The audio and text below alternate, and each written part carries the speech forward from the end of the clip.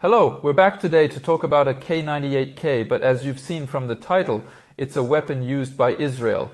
But before I explain how a German rifle made in Czechoslovakia ended up in the Middle East, I'd like to thank the Commanderie de Navarre for entrusting me with this rifle, and I'd also like to say a big thank you to the channel's patrons, whether via TP or Player.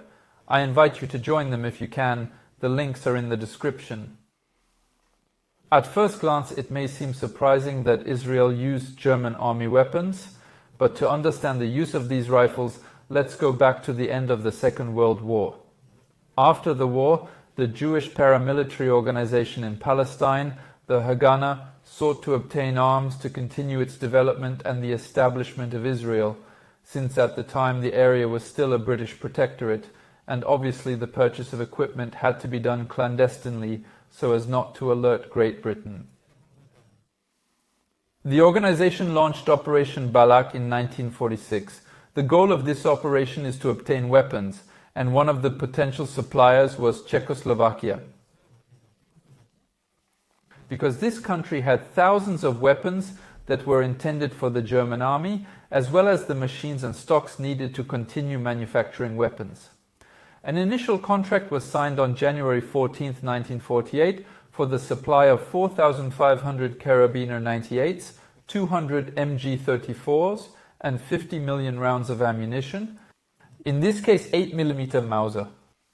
The agreement was made because Czechoslovakia needed money, and the Soviet Union also put pressure on and facilitated the agreement because the USSR was not against the creation of a Jewish state, ideally under Soviet influence, especially as at the time Egypt and Syria were quite close to the West, so having an Israeli state under Soviet influence would have helped to rebalance the area.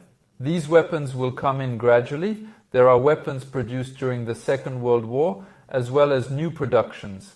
This explains the enlarged trigger guard, as these K98s were to be used by the Germans on the Eastern Front. These weapons were used quickly, from 1948 during the Arab-Israeli War, and they were used long afterwards, but I'll come back to that in a moment.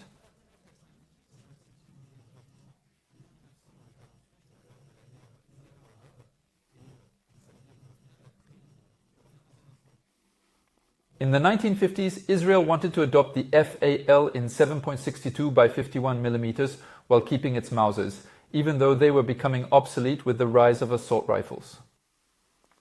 Israel therefore had two choices, either to have dual logistics to manage the 7.62 by 51 on the one hand and the 8mm Mauser on the other, or to modify the bolt-action rifles so that they could use the 7.62 cartridge.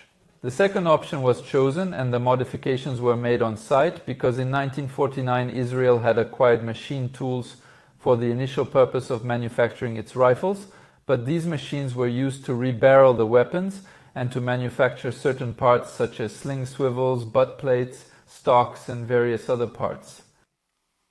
The first K98s were modified from 1956 onwards, and in the course of the modifications, parts were changed between rifles, so it is normal that these weapons do not have matching serial numbers. They were used during the Six-Day War in 1967 and the Yom Kippur War in 1973. During these two conflicts, the FAL and Galil were the main weapons used by Israeli soldiers, while the K98 was mainly used by reservists. Among the rifles of this type, we have not only weapons from Czechoslovakia but also from other countries, but I'll come back to this in conclusion.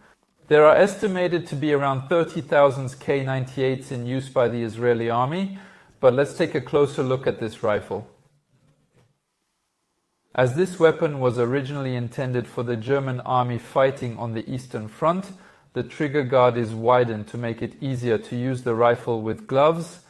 On this model, the front sight is unprotected, but this is not standard, and I think the part that protects the front sight must have left the gun at some point. In terms of markings, we have the 7.62 over the chamber, and we have the classic Czechoslovak Karabiner markings, plus a few more markings from the Israeli army. There are also rifles with the German markings removed, but this was not a directive from the Israeli army, but rather the decision of certain soldiers or units. When the rifle was returned to the arsenal, the wood was changed, giving us a stock with notches for a good grip, which didn't exist on this rifle when it left the factory in Czechoslovakia.